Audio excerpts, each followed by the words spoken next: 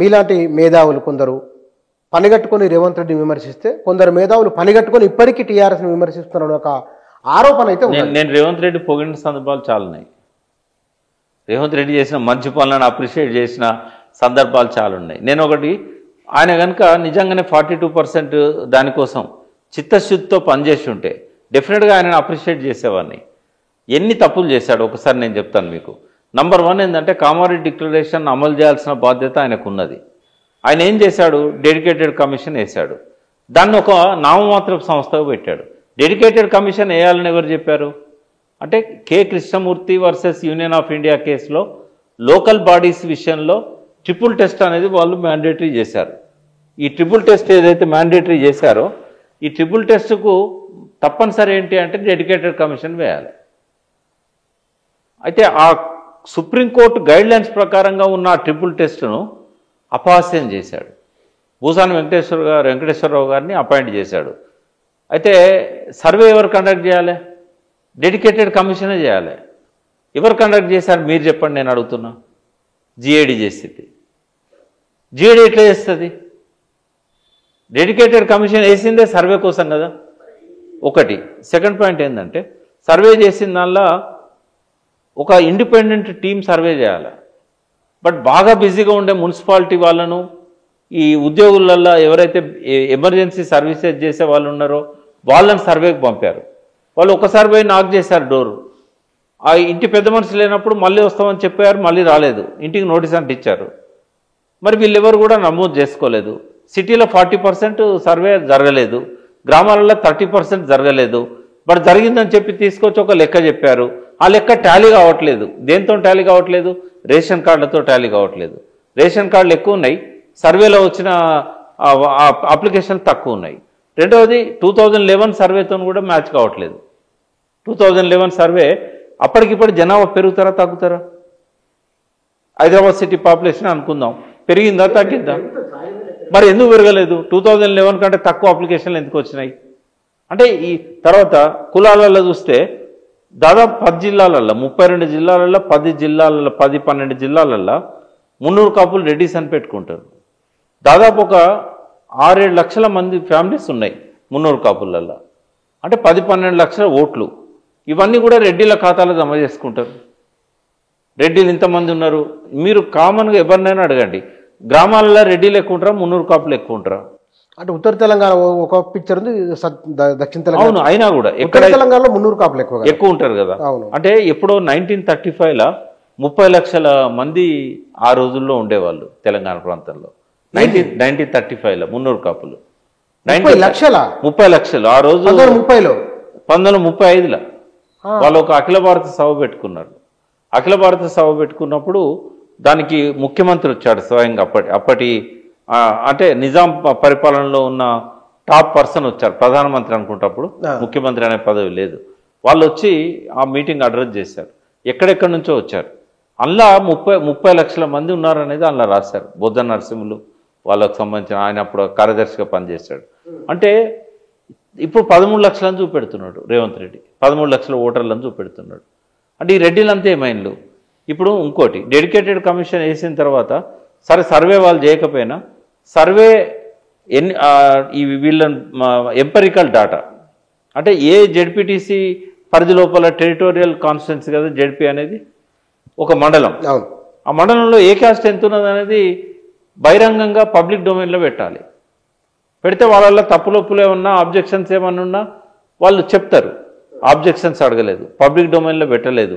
Survey తప్పు అని అంటే మాది కరెక్ట్ అని చెప్పడానికి ఫిగర్స్ ఇవ్వలేదు. దీన్ని హైకోర్టు ప్రశ్నించింది. మీరు ఫస్ట్ డెడికేటెడ్ కమిషన్ వేశారు, సర్వే చేసినామని చెప్తున్నారు, పబ్లిక్ ఆబ్జెక్షన్ తీసుకున్నారా? మీరు పబ్లిక్ డొమైన్లో పెట్టారా? పెట్టినప్పుడు దాన్ని మేము ఎట్లా యాక్సెప్ట్ చేస్తాం? ఎంపెరికల్ డాటా ఏది? మండలాల వారీగా ఉన్నదా మీ దగ్గర? అబ్స్ట్రాక్ట్ ఏది? ఇది ఒక రెండో తప్పు. మూడో తప్పు ఏంటంటే ఎప్పుడైతే నువ్వు జీవో 9 రిలీజ్ చేశావో క్యాస్ట్ రిజర్వేషన్స్ అన్ని కూడా 42% బీసీలకు ఉండేటట్టు చేశారు. దీనికి ముందేం చేశారు? అసెంబ్లీలో రెజల్యూషన్ పాస్ చేశారు. చట్టాన్ని అమెండ్ చేస్తూ 285/A పంచాయతీరాజ్ యాక్ట్కు అమెండ్మెంట్ చేశారు. అది గవర్నర్ దగ్గర పెండింగ్ ఉంది. గవర్నర్ అడ్వైజ్ కోసం రాష్ట్రపతి దగ్గర పంపాడు. ఆ చట్టము కాలే కదా, ఎందుకంటే 3 నెలలు అయితే అయిపోయినట్లే ఆటోమేటిక్గా సుప్రీంకోర్టు రూలింగ్ ఇచ్చింది కదా. అట్లేం లేదు, అన్నిటికీ వర్తించదు. అది ఇది కాన్స్టిట్యూషనల్ మ్యాటర్, ఇది కాన్స్టిట్యూషనల్ క్వశ్చన్. ఇది ఎట్లా అవుతుంది అంటే ఆడ కూడా శాశ్వత సుప్రీంకోర్టు ఇచ్చిన తీర్పుకు విరుద్ధంగా వచ్చింది కదా అమెండ్మెంట్. అందుకే కదా గవర్నర్ దీన్ని రాష్ట్రపతికి పంపారు. అన్నిటికీ వర్తించదు అది. మరి అది పెండింగే ఉంది కదా. నువ్వు అది అభిషేక్ సింఘ్విని క్వశ్చన్స్ వేశారు హైకోర్టులో జడ్జెస్. మీరు ఎట్లా అది అమెండ్మెంట్ అమల్లోకి రాకముందే దాని ప్రకారంగా జీవో ఎట్లా ఇస్తారు? అంటే ఇన్ని తప్పులు చేశారు. నిజంగానే నేను ఏమంటున్నా, ఒకవేళ కనుక రేవంత్ రెడ్డి 42% ప్రాపర్ పద్ధతిలో పోయి జంతర్ మంతర్ దగ్గర ధర్నా చేయకుండా అఖిలపక్షాన్ని తీసుకుపోయి మోడీ గారిని కలిసి తనకున్న చంద్రబాబు స్నేహాన్ని ఉపయోగించుకొని, ఎందుకంటే చంద్రబాబు చేతిలో మోడీ ఉన్నాడు కాబట్టి ఇప్పుడు ఖచ్చితంగా ఆయన చేయించుంటే ఇవాళ మేమందరం పోయి అన్ని పార్టీలను కలిసి రిక్వెస్ట్ చేస్తున్నాం. ఆ బీసీ క్యాండిడేట్ను మీరు కాంగ్రెస్ పెట్టింది, వాళ్ళు 42% ఇచ్చారు కాబట్టి చట్టంలో కూడా అది అమలైంది కాబట్టి మీరు క్యాండిడేట్లను పెట్టకండి, యునానిమస్ గెలిపించండి అని చెప్పేటోళ్ళం. అంటే ఒక మంచి పని చేయడానికి కూడా ఆయన ప్రయత్నం చేయలేదు. ప్రాపర్ పద్ధతిలో పోకుండా బీసీలను నవ్వులపాలు చేశాడు, బీసీలలో నవ్వులపాలు అయ్యాడు. కొంతమందిని తన దిక్కు పెట్టుకొని పూలు చల్లించుకున్నాడు తనేదో జీవో తేంగానే. ఇది అమలు కాదని మేము చెప్తానే ఉన్నాం. అంటే బీసీలతోని గేమ్స్ ఆడుతున్నాడు. ఇప్పుడు ఈ జూబ్లీహిల్స్ ఎన్నికల ఇంపాక్ట్ ఉంటుందా? అరే ఉండదా, ఎందుకు ఉండదు? ఇప్పుడు బట్టబయలు అయిపోయింది కదా. ఇప్పుడు ఎవరెవరైతే జాజుల శ్రీనివాస్ గౌడ్ కానీ కవిత కానీ వీళ్ళందరూ అప్పుడు బాగా అప్రిషియేట్ చేశారు కదా. మరి వాళ్ళే కదా ఇవాళ రివోల్ట్ అయింది, వాళ్ళే ధర్నాలు చేస్తాను కదా. మన బంధు పిలుపులో వాళ్ళంతా పాల్గొన్నారు కదా. సరే, మీ దగ్గర సర్వే రిపోర్ట్లు ఉన్నాయి, పేపర్లు కూడా వచ్చినాయి ఇవాళ. బహుశా మొత్తం ఆ నియోజకవర్గంలో ఉన్న ఓట్లలో ఎవరికి ఎంత పర్సెంటేజ్ రావచ్చు అని? అంటే సర్వేలలో more than 50% one side BRS క్యాండిడేట్కి వస్తుంది. more than 50%. మీరు ఏ సర్వే తీసుకున్నా, ఈ 2 సర్వేలే కాదు, ఈ మధ్యకాలంలో చాలా మీడియా సంస్థలు కూడా సర్వే చేశాయి. ఎందులో చూసినా కూడా గెలుపు మాత్రం బీఆర్ఎస్ దానే వచ్చింది.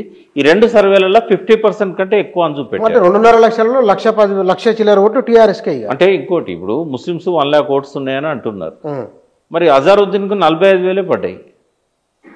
అంటే ముస్లిం క్యాండిడేట్ అయి ఉన్నా కూడా ఏట్లేదు అట్లేం లేదు.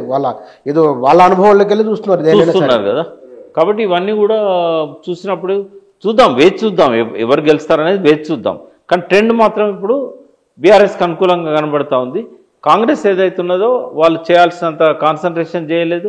ఏమన్నా నాకు ఇంకొక అభిప్రాయం కూడా ఉంది, నవీన్ యాదవ్ కానీ శ్రీశైలం యాదవ్ కానీ వాళ్ళకున్న వ్యక్తిగత పలుకుబడితోనే ఆ ఓట్లు రావాలి తప్ప కాంగ్రెస్ను ముందు పెట్టుకుంటే మాత్రం ఆ ఓట్లు కూడా రావు. వాళ్ళు ఏవైతే ఇప్పటిదాకా వాళ్ళు ఆ కాన్స్టిట్యున్సీలలో వాళ్ళకున్న ఫాలోయింగ్ కావచ్చు, వాళ్ళకున్న అనుచరులు కావచ్చు, వాళ్ళు చేసిన మంచి పనులు కావచ్చు, వాటి వల్ల రావాల్సిందే తప్ప పార్టీని ముందు పెట్టుకుంటే ఆ మాత్రం కూడా రావు. ఇప్పుడు వీళ్ళు నిజంగానే ఆ కాన్స్టిట్యున్సీలలో కాంగ్రెస్ మంత్రులను కాంగ్రెస్ ఎమ్మెల్యేలను తీసుకొని పోయినలు అనుకో, వచ్చేది కూడా రాకుండా పోతుంది. అంటే ఈ జూబ్లీహిల్స్ ఉప ఎన్నిక, రాబోయే లోకల్ బాడీ ఎన్నికలు రాబోయే రోజుల్లో ప్రభుత్వ పనితీరును ప్రభావితం చేసే ఫలితంగా ఉండబోతున్నదా?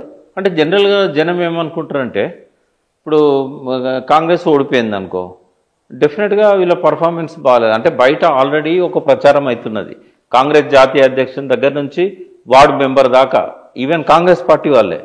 ఇప్పుడు మీకు ఏ మంత్రితో మీరు బుచ్చన, మీరు సీనియర్ జర్నలిస్టు, మీరు తెలియని మంత్రి లేడు, మీకు అందరితో సంబంధాలున్నాయి.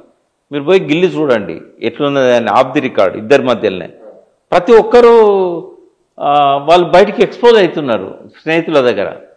మరి అటువంటి పరిస్థితి ఉన్నప్పుడు ఒకవేళ కాంగ్రెస్ గెలిస్తే అది వండర్ అవుతుంది తప్ప, అది సహజంగా అందరి ఆలోచనలలో ఉన్నది ఏంటంటే పర్ఫార్మెన్స్ బాగాలేదు, ఓడిపోతుంది అనేది ఒక పబ్లిక్ ఒపీనియన్ అయితే బయట స్ప్రెడ్ అవుతున్నది. వండర్ జరుగుతుంది అనుకుంటారా? వండర్కు భిన్నంగా జరుగుతుంది. ప్రజల చరిత్ర నిర్మాతలు, అదేదో ప్రజలకే వదిలేద్దాం. నా అనాలిసిస్ నేను చేశాను.